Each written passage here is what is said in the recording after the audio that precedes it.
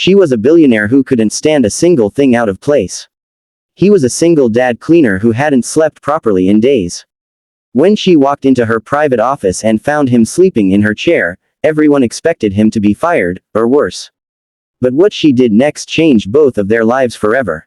Right finger if you love emotional, true kindness stories that restore your faith in humanity. Please like this video and subscribe to the channel. Your support helps us bring more stories like this to you. Elena Roth had built her empire on control.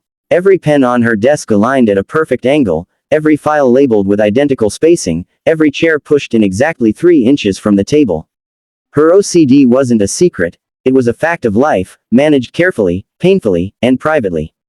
Order wasn't just comfort to her, it was survival. That morning, as she stepped into her top-floor office earlier than usual, she expected the same flawless stillness that greeted her every day. Instead, her breath caught. Someone was sitting in her chair. No, sleeping in it. Slouched, exhausted, shoes worn thin, hands rough with chemical burns from cleaning supplies.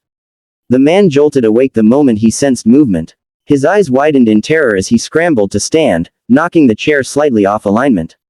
Elena froze. Her chest tightened, her mind screamed. The chair was wrong. The air was wrong. Everything was wrong. Security would be here in seconds if she pressed the button. The man stammered apologies, words tumbling over each other. His name was Daniel. He was the night cleaner. A single dad. He hadn't meant to sit. He'd just needed 1 minute. Just one. Elena's instincts told her to restore order immediately. Fire him. Remove the disruption. But something stopped her. The man didn't look lazy. He looked broken. His shoulders sagged with a weight far heavier than exhaustion. He explained, voice shaking, that his 6-year-old daughter had been sick all night. Hospital bills. Double shifts. No sleep. Elena listened, fighting her own internal chaos. No one ever disrupted her space and lived to tell the story. Yet here he was, standing in front of her, terrified, human. She noticed his trembling hands, the dark circles under his eyes, the way he kept apologizing as if saying it enough times could erase his existence. Elena surprised herself by sitting down, on the couch, not the chair. She told him to breathe. She didn't fire him. She didn't call security. Instead, she asked one question that no employer had ever asked him before. When was the last time someone helped you? Daniel couldn't answer. Tears filled his eyes. In that moment, Elena felt something unfamiliar, discomfort mixed with compassion. She dismissed him for the day with pay, telling him to go home and rest. As he left, confused and grateful, Elena stared at her chair. It was slightly out of place. For the first time, she didn't fix it right away. Daniel thought it was a dream. Paid leave, from a billionaire who could barely tolerate fingerprints. He spent the day with his daughter, Lily, holding her small hand as she slept peacefully, her fever finally gone. For the first time in months, Daniel felt hope. Meanwhile, Elena couldn't focus. Her routines felt hollow. The chair haunted her, not because it was moved, but because someone else's exhaustion had touched her perfect world. She ordered a background check on Daniel, not to punish him, but to understand him. What she found shocked her. A widower. No criminal record. 2 jobs. Medical debt crushing him. A man doing everything right and still drowning. Elena recognized that feeling. Different circumstances, same suffocation. She had wealth but no freedom, from her mind, her rituals, her isolation. The next night, she stayed late. When Daniel returned to work, he expected silence. Instead, Elena was waiting. She invited him to sit, this time with permission. He refused the chair, standing nervously. She smiled faintly and said something radical, sit.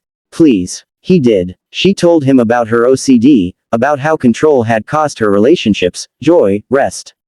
Daniel listened without judgment. He didn't try to fix her. He just listened. Something inside Elena softened. She made him an offer, but not the kind he expected. She offered to pay off his medical debt. Flexible hours. Counseling support. And then she went further.